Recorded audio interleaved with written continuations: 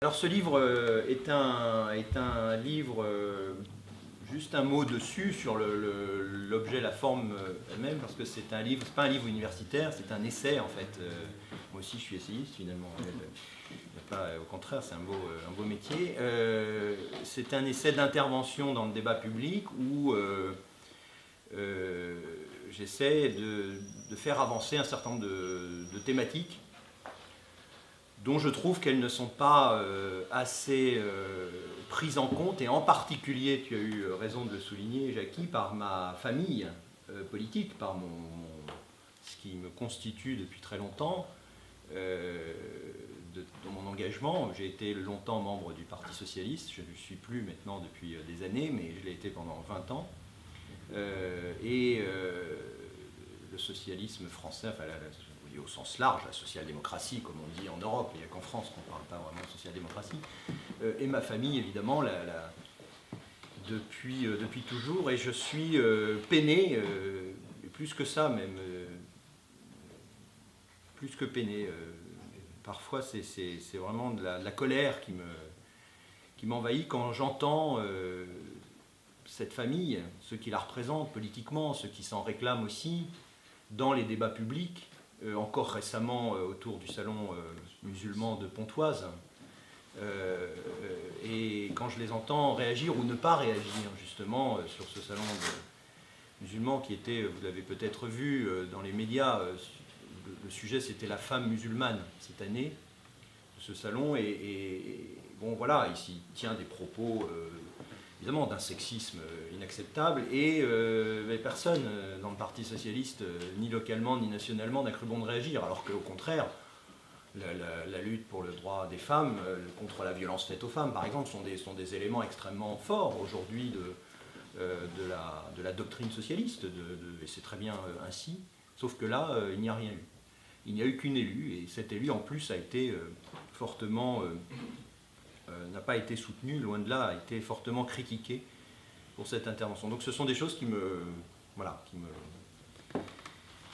font vraiment, qui me mettent en colère. Et ce livre est un livre où j'ai essayé de mobiliser un certain nombre de mes travaux depuis très longtemps. Tu as cité le travail que j'ai fait il y a quelques années sur le communautarisme, hein, plus récent, il y a 3-4 ans, sur le populisme, un livre qui s'appelait Le sens du peuple.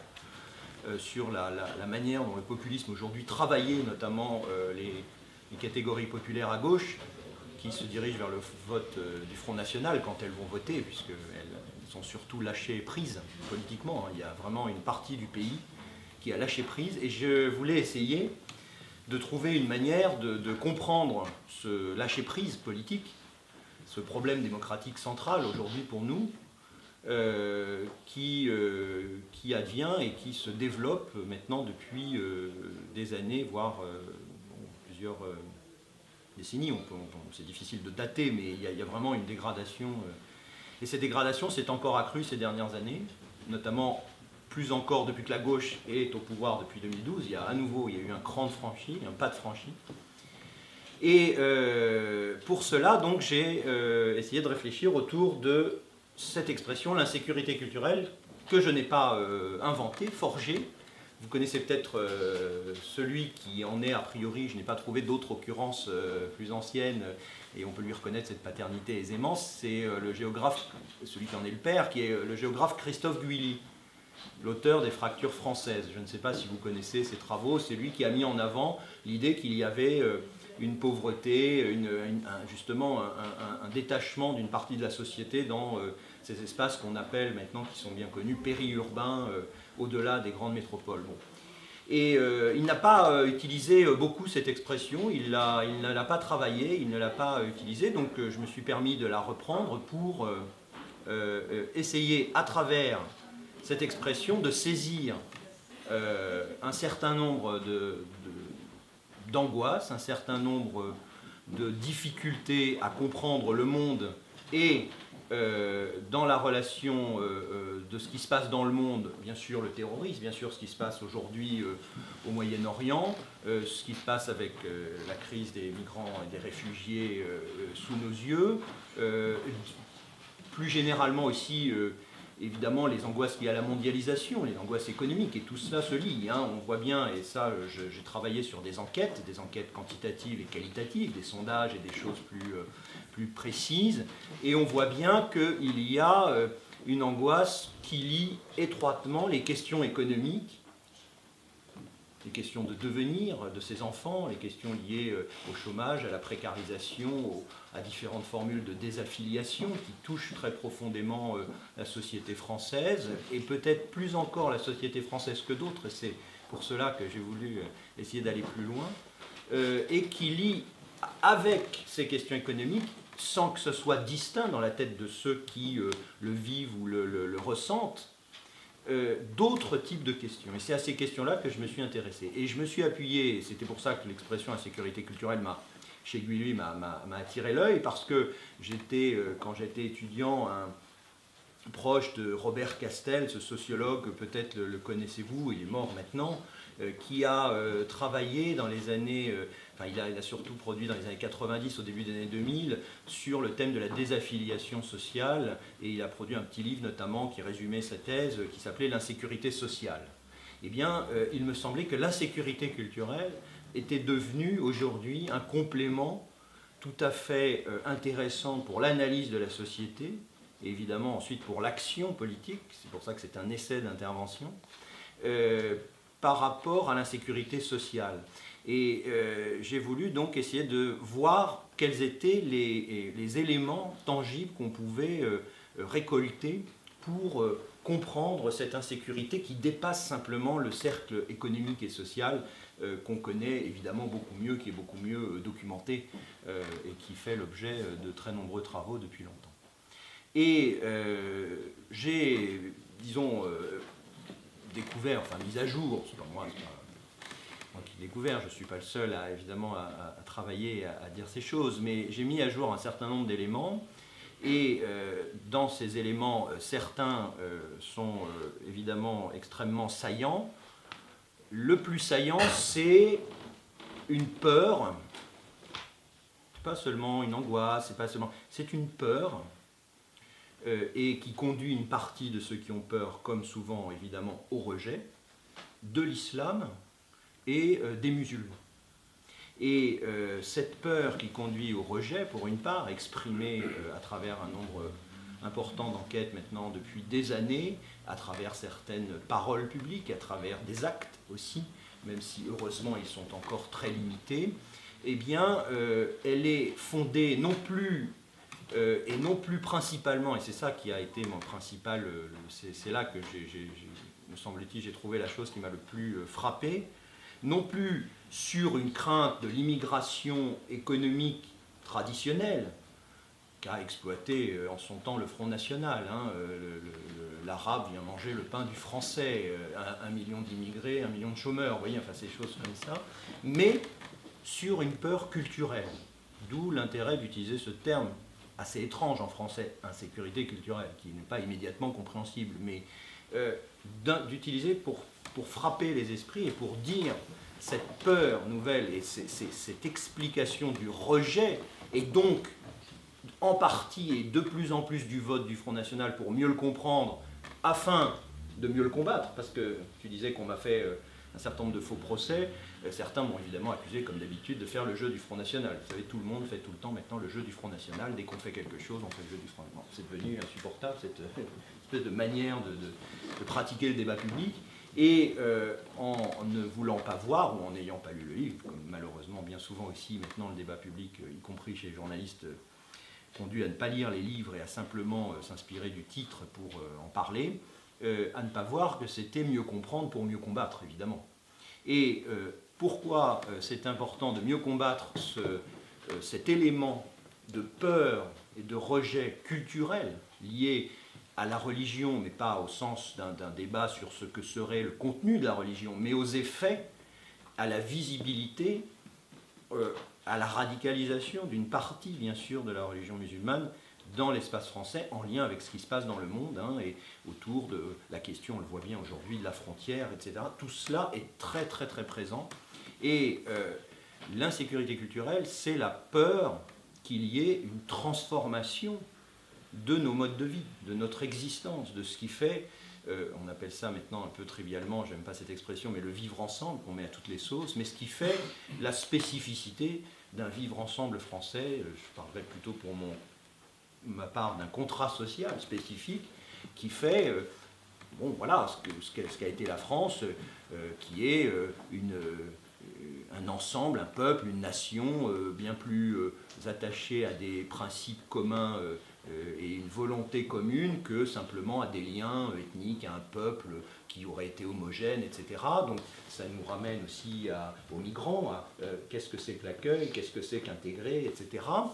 Et donc une peur de voir cette spécificité française, pas simplement la peur du blanc chrétien occidental, du grand remplacement à la Renaud Camus, de voir cette espèce d'identité fondamentale changer. Ça existe chez certains, mais ce n'est pas majoritaire.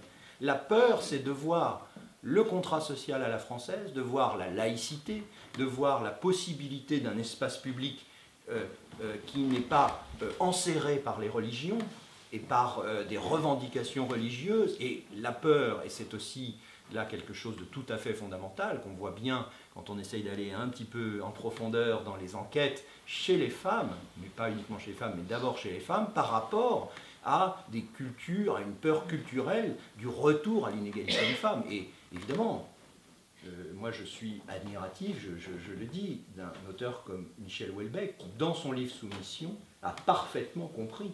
Son livre, c'est pas un livre islamophobe, comme on a voulu dire, c'est un livre sur l'obsession de Houellebecq, de la misogynie profonde de Houellebecq sur les femmes, avec cette idée que pour restituer l'ordre naturel de la domination de la femme par l'homme, comme on ne peut plus le faire dans le christianisme, dans la civilisation occidentale, qui a été justement la civilisation de l'égalité, de l'émancipation de la femme, il faut trouver un autre ressort. Et ce ressort, effectivement, c'est l'islam. C'est comme ça que se fait son processus, comme ça que je l'ai lu. Et évidemment, on voit, et ça a rejailli. En plus, il se trouve que le livre de Houellebecq est paru quelques jours avant le mien, puisque le mien est paru le jour juste entre l'attentat la veille de Charlie Hebdo et l'hypercachère le lendemain. Mon livre est paru en librairie et a été mis en place le jour entre les deux attentats, les deux moments. Et donc j'avais évidemment lu le Houellebecq juste avant, et ça rejaillit, enfin j'ai retrouvé, j'ai trouvé dans sa fiction, dans son roman, l'expression littéraire précise, et pour moi c'est un auteur fondamental pour comprendre aujourd'hui notre temps, de ce que j'avais trouvé dans ma quête. Et cette recherche, et je terminerai par là, et puis on pourra évidemment le préciser et dans la discussion, me conduit aussi, et c'est la deuxième partie du livre, à regarder les réactions, puisque je suis un politologue, hein, mon métier c'est évidemment d'analyser la vie politique et la politique, les réactions des partis par rapport à l'insécurité culturelle, du champion de l'insécurité culturelle, de l'instrumentalisateur en chef, le manipulateur en chef de la sécurité culturelle, qui est évidemment le Front National, qui en fait son terreau doctrinal maintenant, et qui a d'ailleurs élaboré autour de cette question, même s'il ne l'appelle pas ainsi, peu importe, une stratégie extrêmement fine et extrêmement cohérente en alignant les questions d'identité et de souveraineté, notamment vis-à-vis de l'Europe, vis-à-vis des frontières, vis-à-vis des différents groupes. Donc ça, c'est très très subtil. Je pense d'ailleurs qu'il y a là véritablement quelque chose qu'il faudrait davantage travailler, plutôt que balayer le Front National de cette main morale qu'il renvoie évidemment sur la touche depuis tant d'années, avec cette efficacité qu'on connaît, bien sûr.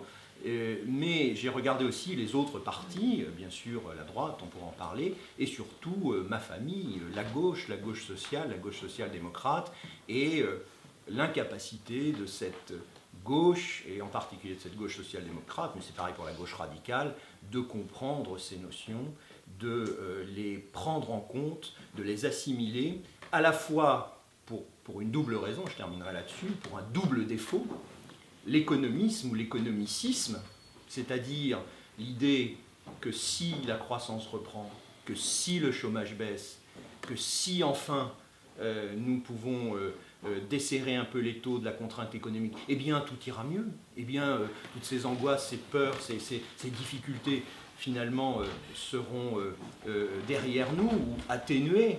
Erreur scientiste, erreur matérialiste, erreur fondamentale. Cet économisme qui en sert, mais qui en sert aussi de la même manière la gauche radicale, dans son illusion de la lutte contre le capitalisme, où on va mettre plus d'argent public et tout va se passer mieux et on sera beaucoup plus heureux et tout ira bien. Bon, donc là, la critique est symétrique. Et puis, pas aussi pour un deuxième défaut, et là, qui est moins connu, moins bien analysé, parce que l'économisme, Gramsci en parlait déjà, hein, donc, quand il critiquait certains de ses amis marxistes, mais qui est le culturalisme. Et le culturalisme de cette gauche, et c'est peut-être là que notre divergence avec mon voisin va se voir le plus, c'est l'idée que finalement ces questions culturelles, bon déjà elles sont secondaires, mais certains groupes, certaines associations, certains activistes, certains dans les partis politiques eux-mêmes, les utilisent.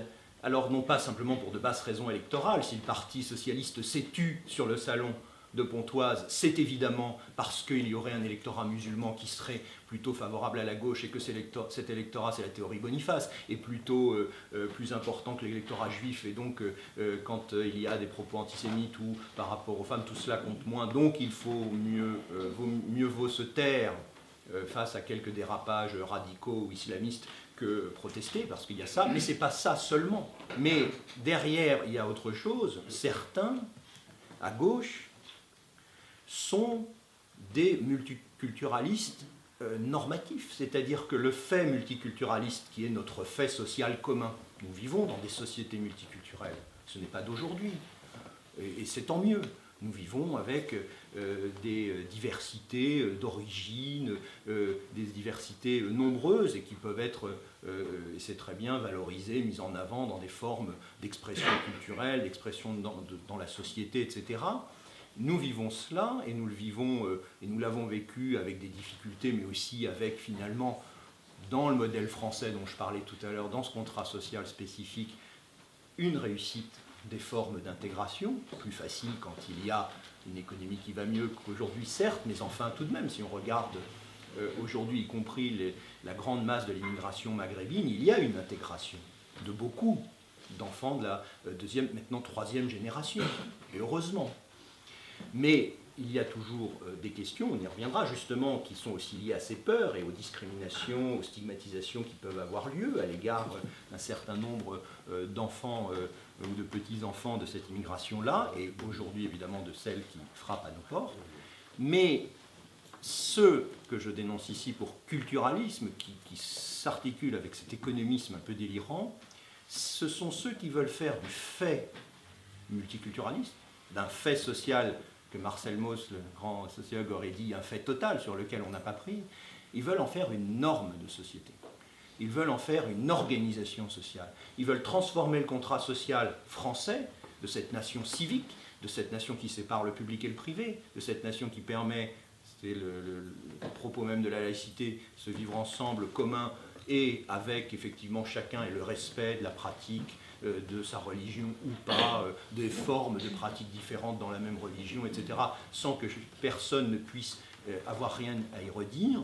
Eh bien, ils veulent faire de cet espace commun, de notre espace public, de notre espace à nous tous, comme citoyens, comme Français, ils veulent en faire le lieu de l'expression, parfois pour de bonnes raisons, enfin selon de bonnes intentions, parce qu'il y a des populations discriminées, donc les faire plus apparaître, mieux les mettre en évidence dans l'espace public, mieux insister sur tel ou tel de leurs critères identitaires, serait une manière de lutter contre la discrimination. Eh bien, on voit que ça ne fonctionne pas, que ça conduit au contraire à durcir encore la stigmatisation, à durcir encore les conditions même de la discrimination, à durcir la défaisance, si je puis dire, de la société, à la mettre sous tension en permanente. On ne parle que de ça. Et il y a une responsabilité, bien sûr, du Front National, l'identitarisme, pardonnez-moi ce mot barbare est très présent, bien sûr, dans le Front National, l'idée de cette identité fermée, blanche, etc., dans des frontières qui auraient été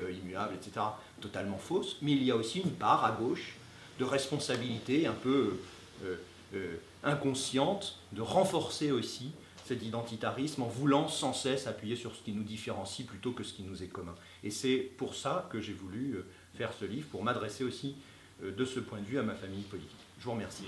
Un des points de départ du livre que j'ai publié, c'est l'idée que l'homme peut se réduire plutôt à un homo economicus qui serait satisfait par les points de croissance et mécontent par l'absence de points de croissance. Et qu'en résumant l'homme à ça, les élites occidentales en général et les élites pro-occidentales en dehors de l'Occident ont commis une erreur incroyable en négligeant la spécificité de l'être humain qui est d'avoir une dimension culturelle, idéologique, identitaire, qui est parfois plus importante pour lui que les points de croissance. Par exemple, en Géorgie, la campagne des adversaires du président Saakashvili, c'était une campagne dont le slogan était « Restaurer l'identité géorgienne ».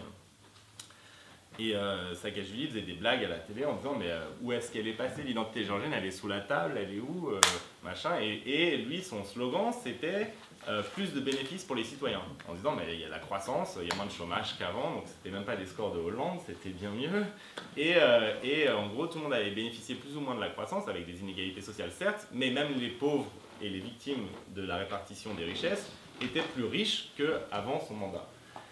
Mais il y avait une chose, c'est qu'il avait imprimé sa marque en disant qu'en gros, la stagnation de la Géorgie était liée à son identité, qu'il fallait casser cette identité, et qu'en cassant cette identité, en créant une société multiculturelle, en favorisant les minorités arméniennes, azéries, musulmanes, eh bien, on allait créer un État moderne, ce qui est un projet auquel j'adhère encore, mais qui a une faille.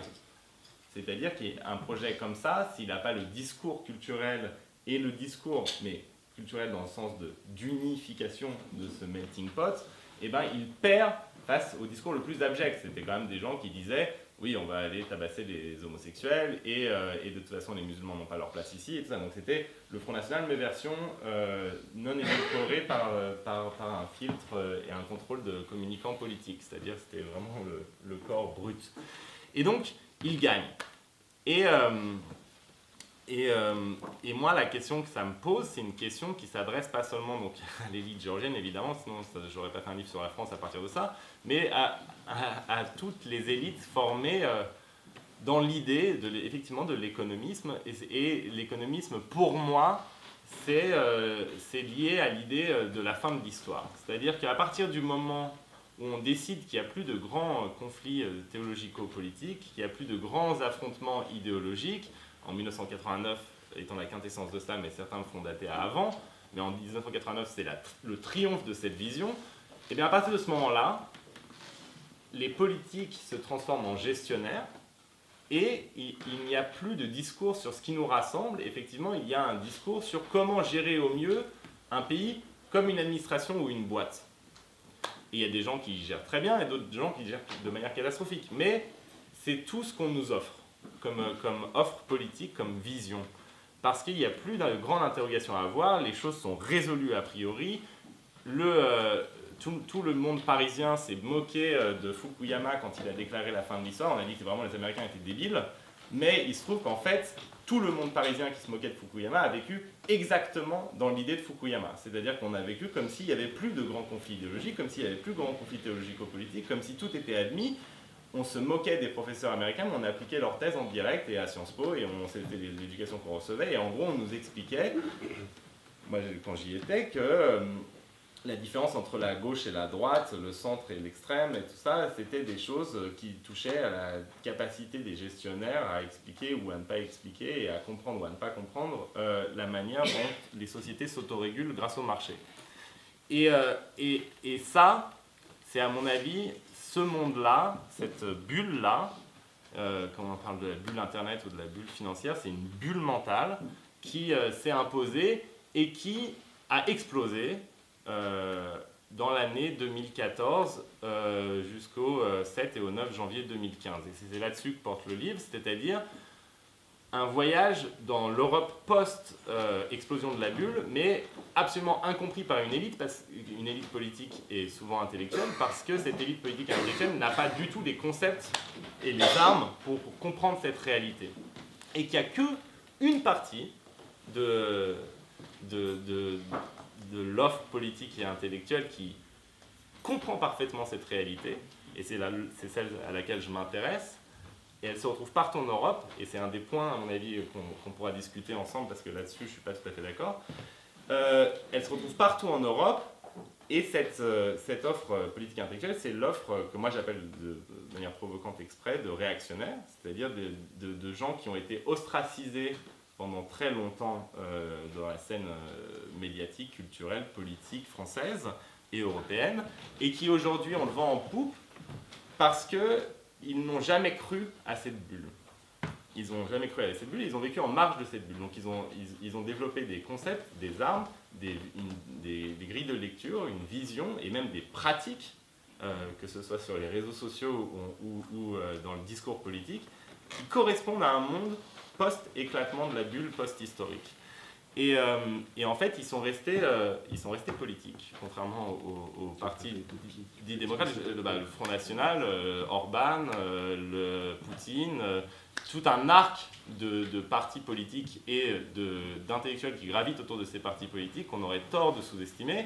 Si vous prenez Alain de Benoist, qui est l'homme qui a rétabli les questions culturelles à l'extrême droite, et qui a un esprit vraiment très intelligent, qui a kidnappé Gramsci et la théorie de l'hégémonie culturelle à l'extrême gauche qui l'avait délaissé, pour ensuite l'offrir à l'extrême droite. Mais c'est quelqu'un, tout ça part d'un éditorial d'ailleurs dans le Figaro Magazine de 1978 qu'il faut vraiment lire, qui est un éditorial d'Alain de Benoist qui dit pourquoi Gramsci a raison, donc c'est pourquoi un philosophe communiste hétérodoxe italien du début du siècle a raison dans le Figaro Magazine, et Alain de Benoist trace, mais vraiment, le plan d'action de ce que serait une extrême droite intelligente, c'est-à-dire, comme il l'explique, une extrême droite qui ne croit plus ni au putsch militaire, ni à l'invasion allemande, mais qui décide de prendre en main son destin et de conquérir non pas les bureaux de vote, mais l'espace métapolitique qui déterminera à terme les bureaux de vote, c'est-à-dire l'espace culturel d'une société, en anticipant dès 1978 que la gauche serait incapable de répondre à son offensive. Et c'est un esprit assez intelligent et tellement novateur dans sa pensée à ce moment-là qu'il est en fait le père, alors ça c'est la grosse surprise, mais il est le père du poutinisme. Et donc en Russie, autour de Vladimir Poutine, se retrouvent des intellectuels, parce que ce n'est pas des flics du KGB simplement. D'ailleurs, on peut être flic du KGB et intellectuel aussi, et intellectuel et flic du KGB, il y en a plein. Mais se retrouvent des intellectuels qui, dès 1991, si on prend Douguine, la première chose quand l'URSS s'effondre, la première chose que fait Douguine, qui est le père de l'eurasianisme actuel de l'Union eurasienne de Vladimir Poutine, mais qui est vraiment un philosophe ultra profond aussi, la première chose qu'il fait, Douguine en 1991, c'est qu'il prend un billet d'avion quand les frontières s'ouvrent, et il vient à Paris pour rencontrer Alain de Benoist. Et il crée en Russie une revue qui s'appelle Elementi, qui est basée sur l'élément de Alain de Benoist, et donc qui reprend en fait totalement les thèses, et aujourd'hui encore, alors que Douguine est devenu un penseur phare de l'extrême droite internationale, qui fait des conférences absolument partout, et qui, y compris en Grèce, en France, au Brésil, partout, il cite Alain de Benoist à chacune de ses conférences comme étant l'homme qui a permis une pensée d'extrême droite intelligente, parce qu'il a capturé Gramsci à la gauche. Et donc, face à ça, face à ce mouvement-là, moi, ce qui m'interpelle, c'est l'incapacité totale des élites dites démocratiques ou dites progressistes ou dites pro-européennes ou dites social-démocrates, je ne sais pas comment on peut les appeler, mais en tout cas, des élites qui jusqu'ici étaient censées incarner les principes progressistes républicains, l'incapacité de ces élites à répondre à l'offensive qui est menée.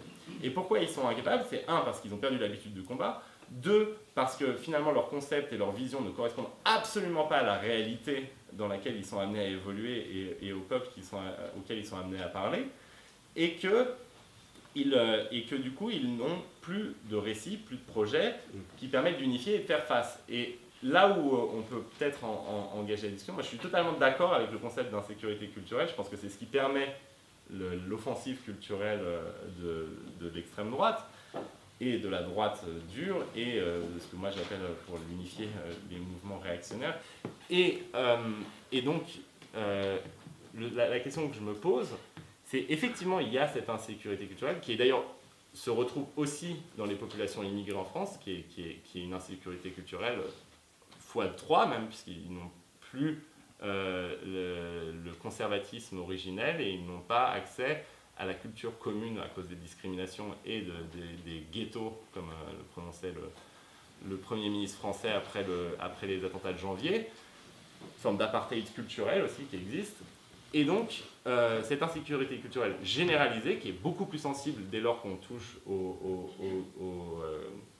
classes ou aux populations déclassées ou exclues socialement, cette insécurité culturelle, elle se retrouve partout en Europe, même dans les pays où il n'y a pas d'immigrés, où il n'y a pas de cohabitation avec des populations musulmanes, où il n'y a que les effets de la globalisation, et donc de la destruction par l'extérieur et par le haut des cultures européennes. Et donc moi, la critique, c'est même pas d'ailleurs une critique, c'est une différence d'approche. Je ne suis pas convaincu que ce soit le multiculturalisme local qui soit le problème. Je ne suis pas convaincu que ce soit tellement la conduite de telle ou telle communauté qui crée cette insécurité culturelle. Je pense que c'est un phénomène plus général, en fait. À la limite, ce concept est encore plus valide que ce que j'ai entendu tout à l'heure, enfin, ce que j'ai lu, à mon avis. C'est-à-dire que c'est l'ensemble des sociétés européennes mondialisées qui sont dans une sorte de perte totale de connaissance de qui ils sont, de qu'est-ce que c'est qu'être notre identité. Et donc, dans un pays comme la France, où le discours sur ce qu'on est était encore plus important que dans les autres pays, à la limite, ce drame est encore plus profond. Et donc, je pense que c'est un problème à traiter par le haut et que moi j'approche à travers cette aphasie sur le qui nous sommes de ces élites-là, parce qu'elles sont dans l'entre-deux. Elles n'assument pas le projet global, cosmopolite ou fédéraliste européen, ou je ne sais pas comment on peut l'appeler, et elles n'assument pas non plus de discours souverainiste national avec un discours beaucoup plus assumé français. Et donc, du coup, elles sont dans l'entre-deux, l'impossibilité de prononcer le moindre discours sur cette question. Et c'est cette impossibilité-là en fait, qui m'intéresse, c'est pour ça que ça s'appelle gueule de bois, c'est-à-dire que tout d'un coup on nous avait promis qu'on vivrait dans un monde où cette question ne se poserait pas, où tout serait décidé à l'avance, et on se réveille dans un monde où cette question est la question essentielle, mais simplement sans les armes pour essayer même de la comprendre et d'y répondre. Mais cette fin de l'histoire, cette espèce de moment post-politique, post-démocratique, etc., qu'on vit dans les années 90, c'est aussi le moment, il y a derrière, il y a plein d'éléments, hein, mais je pense qu'il y a, moi ce qui me frappe beaucoup à ce moment-là, c'est l'éclatement de la gauche antitotalitaire, c'est-à-dire de notre tradition commune. Bon, il n'y a plus d'ennemis, la gauche antitotalitaire a démontré par la preuve historique qu'elle avait gagné son combat séculaire.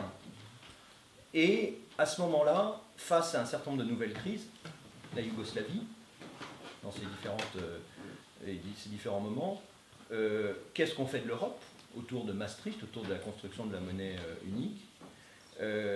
Déjà aussi le début des questions avec la guerre du Golfe, ensuite le premier attentat contre le World Trade Center, vous vous souvenez, il n'avait pas fait beaucoup de victimes en 93, etc. On était déjà dans une perspective où il y avait des risques, etc. On était dans une transformation, et la gauche antitotalitaire, dans ces conditions, éclate sur le lien entre les bouleversements de l'ordre du monde et ce qu'on en prend, ce qu'on en ressent par rapport à cette idée qu'effectivement il y a de l'insécurité culturelle là où il n'y a pas de visibilité ou immédiate, de proximité, de vécu, mais simplement de ressenti par rapport à des menaces culturelles et identitaires. Oui, bien sûr, parce qu'on fonctionne là sur ce qu'on appelle dans les sciences sociales les représentations. Or, des représentations, nous en avons tous, individuelles et collectives, nous en formons et nous en formulons tout le temps. Nous vivons et nous votons quand nous votons avec nos représentations. Nous ne votons jamais en fonction stricte et précise, strictement de nos intérêts bien compris, bien calculés, bien ordonnés, qui nous permettent de définir exactement la position. Ça ne marche pas comme ça. C'est une illusion complète, parce que si ça fonctionnait comme ça, on pourrait prévoir les résultats électoraux, on n'aurait même plus besoin d'aller voter. Donc ça ne fonctionne pas comme ça. Nous fonctionnons politiquement, pour bien d'autres choses aussi, mais politiquement avec des représentations. Elles peuvent être plus ou moins fausses. Elles peuvent être plus ou moins décalées. Nous ne sommes pas dans l'univers de l'information, des conditions du marché, vous savez, les 5 conditions de la concurrence libre et parfaite en économie, où tout le monde est parfaitement informé, tout le monde sait exactement quel consommateur il est, etc., selon ses besoins. Non, ça n'existe pas. C'est une illusion commune entre les libéraux et les marxistes, d'ailleurs. Chacun selon ses besoins, et tout se passera bien.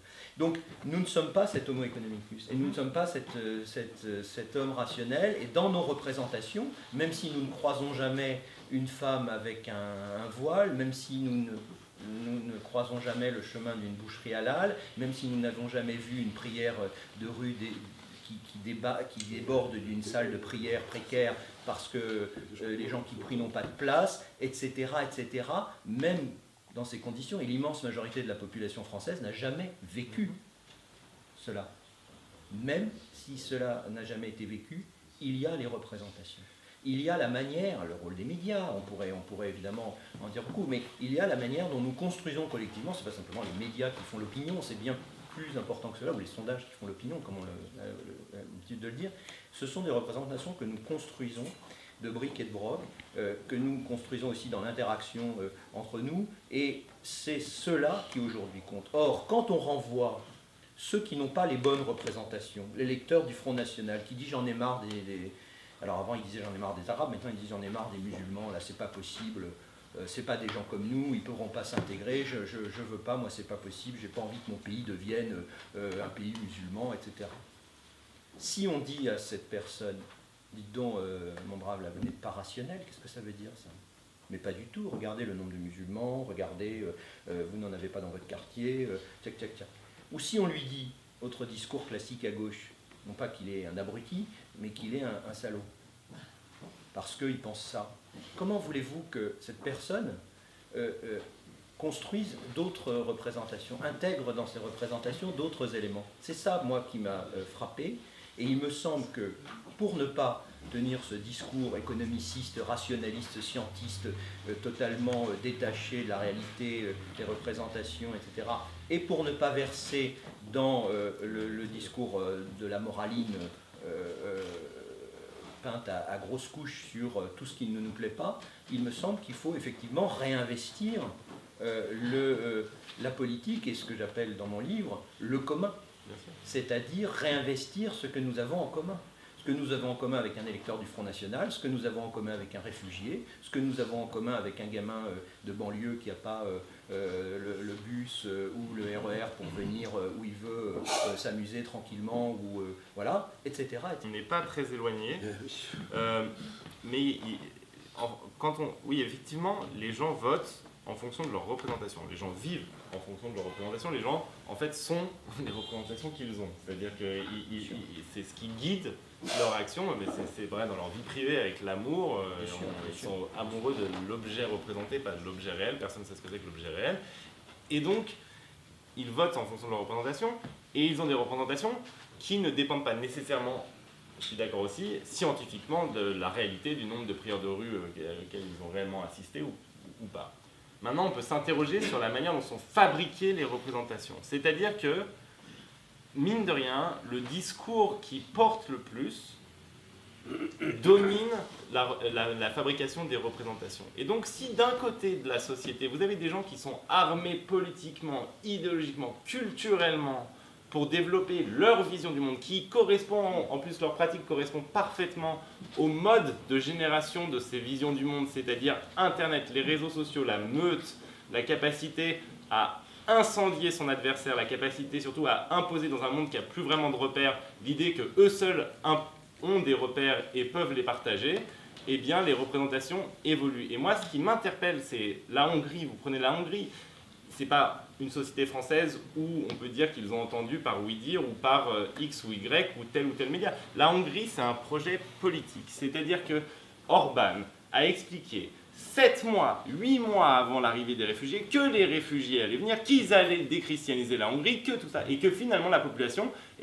parce que les médias, parce que le discours intellectuel, le discours politique dominant, c'était celui-ci, ont eu la représentation réelle, c'est-à-dire qu'eux, quand ils vont voter ou quand ils vont parler, ils pensent sincèrement qu'il y a une déchristianisation de la Hongrie qui est en cours. Et donc cette discrimination, effectivement, n'est pas basée sur les faits. Il n'y a pas de problème là-dessus, je suis d'accord avec vous, ce n'est pas les faits qui sont cause là, mais simplement, on peut s'interroger sur la capacité d'un discours ambiant à créer une surreprésentation de la femme en burqa qui, par exemple, factuellement, n'est pas un problème vital pour la République. Je sais que peut-être d'autres personnes ne vont pas être d'accord avec moi. Pourquoi cette représentation se met à dominer? Ah non, c'est ça. Oui, bien sûr, mais ça, je suis vraiment. Moi, c'est l'aphasie de l'autre côté. Mais voilà. Là-dessus, on est d'accord. Mais simplement, moi, ce que je pense, moi, c'est que. Oui, mais en fait, c'est pour ça que je demande. Mais ce que je pense aussi, c'est qu'il faut faire très attention à ne pas prendre en compte de manière trop fidèle à la représentation qui est faite, cette représentation. C'est-à-dire que c'est pas parce que les gens ont la perception qu'il y a tel ou tel problème que ce tel ou tel problème est réel. Il faut le prendre en compte en tant que problème de représentation. Il ne faut pas nécessairement adhérer à cette représentation-là. Ce qui est, j'ai pas dit que c'était votre cas, mais c'est le cas, à mon avis, dans beaucoup de médias. Je suis d'accord sur le fait que le multiculturalisme en tant que tel n'est pas un discours possible. C'est-à-dire que ce n'est pas un récit d'unification.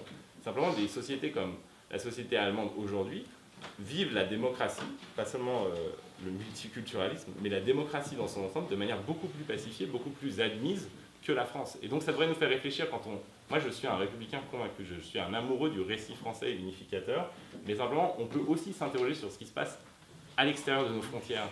Et à l'extérieur de nos frontières, il se trouve que les pays qui fonctionnent, c'est-à-dire les pays qui sont en phase avec le monde et où les gens sont plus optimistes quand en France ils sont pessimistes, c'est des pays, qui sont plus multiculturels, et qui ont un rapport à la verticalité beaucoup plus horizontale et qui ont une école beaucoup plus ouverte sur les nouvelles technologies. Alors, ça ne plaît pas à tout le monde, mais enfin, c'est quand même un fait. Donc, il va falloir qu'on réfléchisse à part de ça. Je ne dis pas qu'il faut transposer ces modèles, mais c'est des faits. Je reviens d'Allemagne, depuis une semaine, ils ont accueilli plus de migrants en 3 jours que la France en accueillera en 2 ans, et ça ne pose aucun problème dans la société.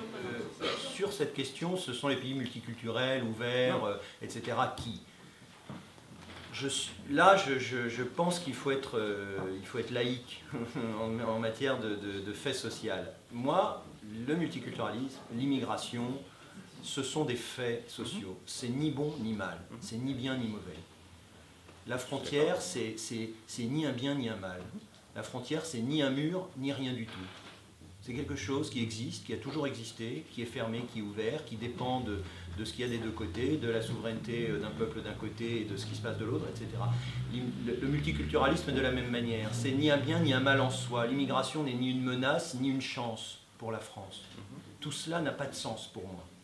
Donc je ne pense pas qu'on puisse comparer des pays en disant l'Allemagne en accueillant davantage, etc. Il y a des problèmes, il y a un mouvement Pegida, il y a les Bavarois qui ne sont pas d'accord et qui ne sont pas contents, qui ont obligé Merkel à reculer.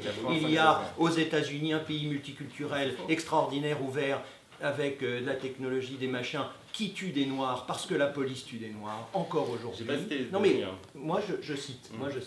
Le Canada, qui est un pays multiculturel, revient sur les accommodements raisonnables parce que ça ne fonctionne pas. Il y a des débats considérables aujourd'hui sur les décisions, sur la dernière décision de la Cour fédérale canadienne sur le port de la burqa. Il y a des conflits et des difficultés. Reparlons de l'Angleterre et de son modèle multiculturaliste ouvert. David Cameron, Angela Merkel, Nicolas Sarkozy ont dit tous à peu près ensemble il y a quelques années, le multiculturalisme ne fonctionne pas. Alors est-ce que c'est simplement la droite ? Non, ce n'est pas simplement la droite. Dans la gauche aussi, il y a le constat que le multiculturalisme au sens normatif, au sens d'une gestion par les communautés de leurs propres membres, etc.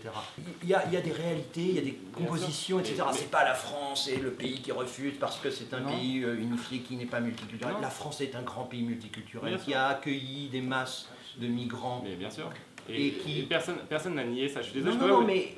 Sauf parce que le croire décalage par rapport à l'Allemagne en disant je viens d'Allemagne, c'est le modèle, ils accueillent des migrants. Il va falloir quand même visiter l'Europe. Je suis désolé. Je visite. Donc quand on va en Allemagne, non mais d'accord, mais enfin le fait est que moi j'ai absolument pas parlé de multiculturalisme comme norme, comme fait.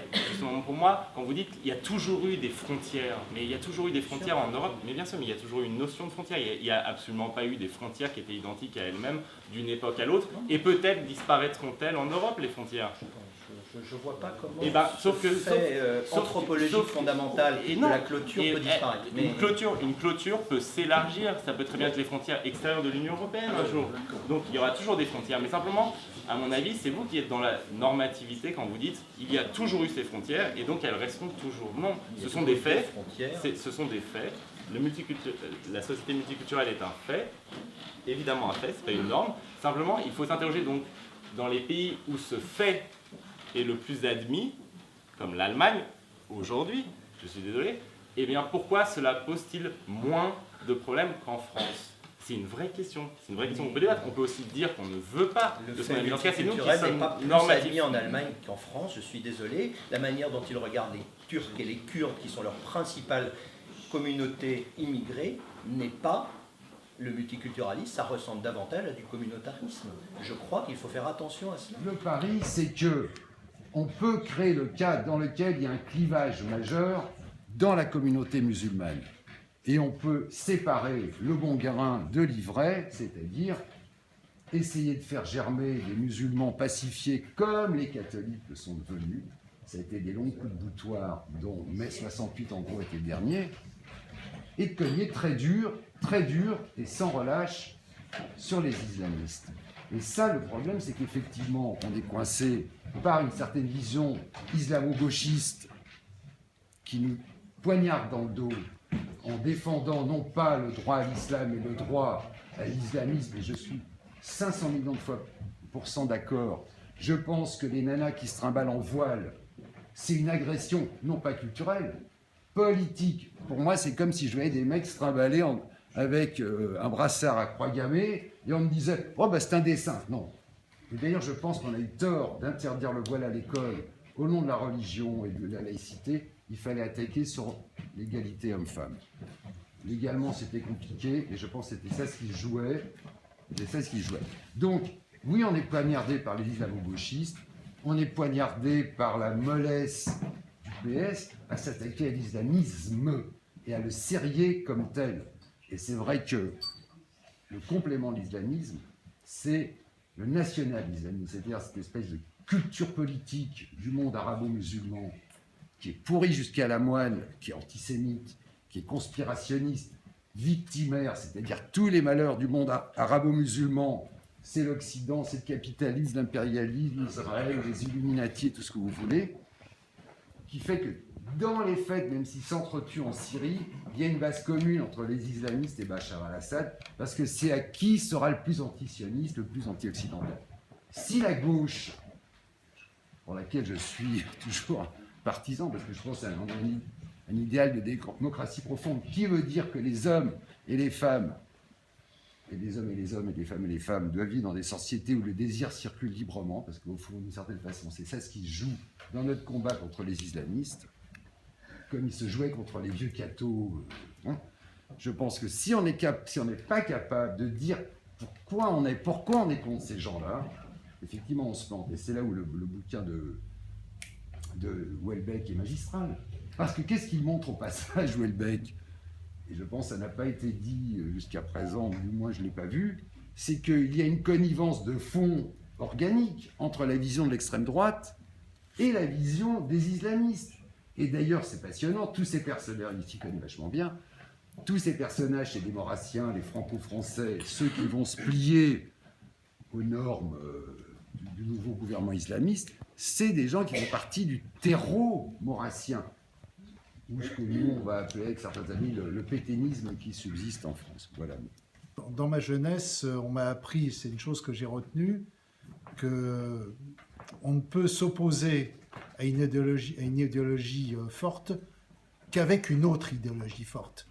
Et pas en se lamentant de ses insuffisances ou du fait qu'elle nous tire vers le bas, vers les mauvais instincts.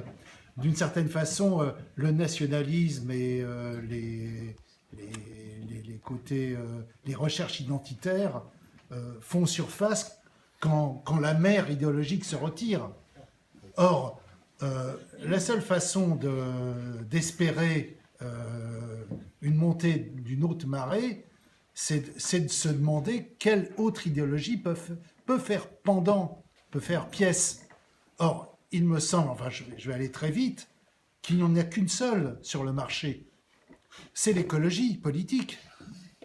Mais oui, il n'y a que l'écologie politique qui est une réponse non pas réactive, mais positive en termes de critique du nationalisme, de critique de certains aspects d'idéologie libérale extrême, et qui est une manière d'aborder la question des frontières, de l'Europe et de la mondialité. Dans cette histoire de salon musulman, si vous allez regarder les prêches sont extrêmement explicites.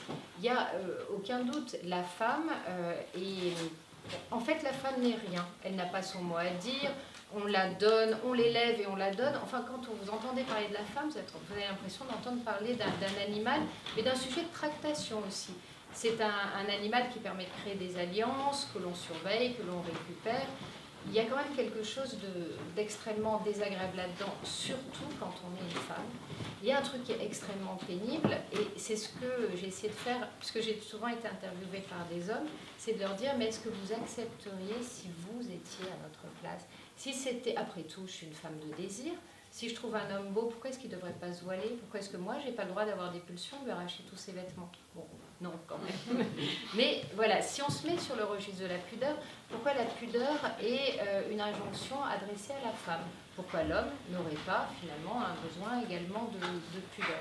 Donc, toutes ces questions-là sont extrêmement pénibles, mais surtout, ce qui était extrêmement pénible, c'est qu'on pouvait remettre en cause ça, de façon directe ou insidieuse, dans le plus grand silence, et que quand vous hurliez en disant « j'ai mal de voir ça », on vous disait que maintenant tu vas te calmer, tu vas prendre ta tisane, et surtout tu nous enquiquines pas, parce que fondamentalement c'est pas un problème, et grâce à la tolérance ça va passer tout seul.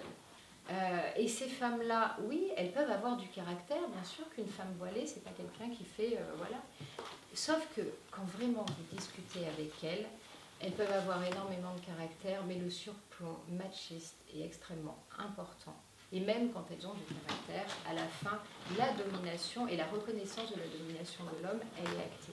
Moi, on m'avait élevée en me disant, voilà, il y a une sphère privée et une sphère publique. Dans ta sphère publique, dans ta sphère privée, tu vas finalement tracter avec tout ce qui te heurte, tout ce qui te construit, tout ce qui te bouleverse, tout ce qui te rend heureux.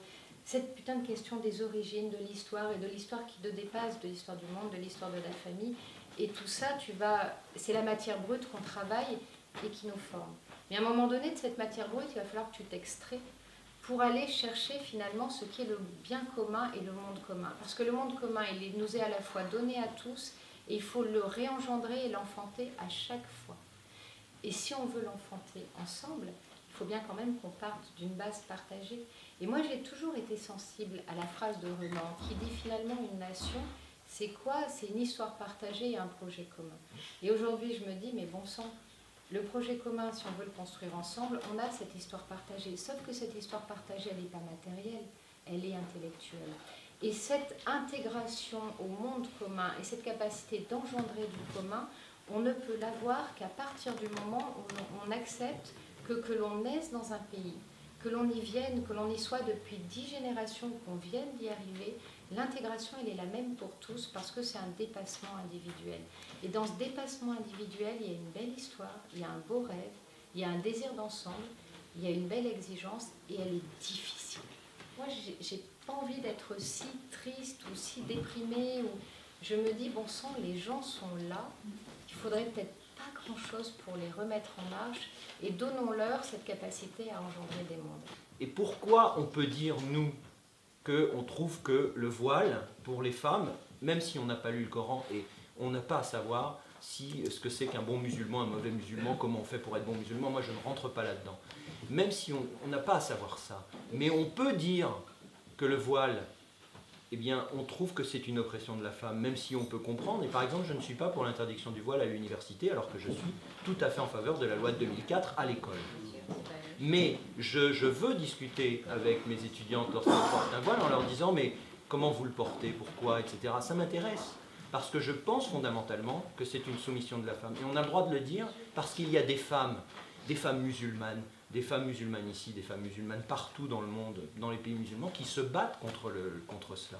C'est ça l'universalisme réitératif, par rapport à la souveraineté, au souverainisme, par rapport à Onfray, par rapport à même un Jacques Sapir qui a déclaré qu'il faudrait contre l'euro une alliance du Front National et de tout. Le nom de gauche et le nom d'extrême droite sont un nom d'abord et pas d'abord un nom de gauche et d'extrême droite, et donc ils sont légitimes à, etc. Cette redéfinition des clivages autour de l'or. Moi je considère que c'est intéressant dans le débat. C'est ce que j'ai écrit dans Le Monde, dans les 2 pages sur Onfray, qui m'ont été beaucoup reprochées. C'est ce que j'ai dit. Je dis, Onfray dit quelque chose. Il met à jour des clivages. Il met à jour Alors ça peut nous plaire ou ne pas nous plaire, ce qu'il met à jour, c'est une autre question, mais il a ce mérite. Et comme c'est un intellectuel médiatique, comme BHL, comme les BHL, ils peuvent porter quelque chose dans le débat public. Et même si on n'est pas d'accord, je suis pour défendre cette parole publique. Non pas parce qu'ils seraient écartés des médias, c'est pas ça, défendre leur parole au sens médiatique, mais défendre la possibilité de dire, sans être immédiatement taxé précisément de maurassien, de pékiniste, et que ceci et cela. Acceptons que Onfray participe d'une remise en cause des clivages, comme il l'a fait avec ses livres, moi je ne les ai pas tous lus, mais enfin sur Freud, sur un certain nombre d'autres, très contestés, certainement très contestables, mais enfin, au moins il ouvre un débat, il met en jeu des tabous. Vous parliez, je ne sais plus qui, de Macron tout à l'heure, lui aussi met en jeu des tabous et des clivages, tant mieux, tant mieux. Le fait est qu'on est en train de revenir à une forme de pensée pour lutter contre le Front National, qui est la grille de lecture du Front National, la reverticalisation, le retour aux frontières. Moi je pense que la seule manière de lutter contre une idéologie, je suis désolé, que la seule manière de lutter contre une idéologie, comme on l'a dit, c'est d'avoir une idéologie contraire. Et que l'idéologie contraire, elle ne peut pas reprendre des bases. Elle doit être internationale. Oui, mais après on peut discuter, elle peut être, pour moi, cette idéologie, telle que je la vois et que je l'esquive, c'est... Mais je vous ai pas interrompu. Non, mais donc c'est sympathique, mais pour moi, elle doit être européenne, pas cette bureaucratie européenne, qui par ailleurs, il est facile de critiquer quand on a des bureaucraties nationales pires, mais bon, c'est pas cette bureaucratie européenne-là, mais une véritable démocratie européenne, avec des frontières qui ne seraient pas des frontières intérieures à l'Union européenne, mais extérieures à l'Union européenne, et avec, effectivement, des grands sujets, comme l'écologie, qui oblige à avoir une réponse commune de toute façon. Donc ce retour à une idéologie dépassée, pour moi, c'est pas la solution. Il faut que la République retrouve un récit, mais ce récit, ça peut pas être le récit qui était le récit républicain d'avant 68, c'est tout. Voilà.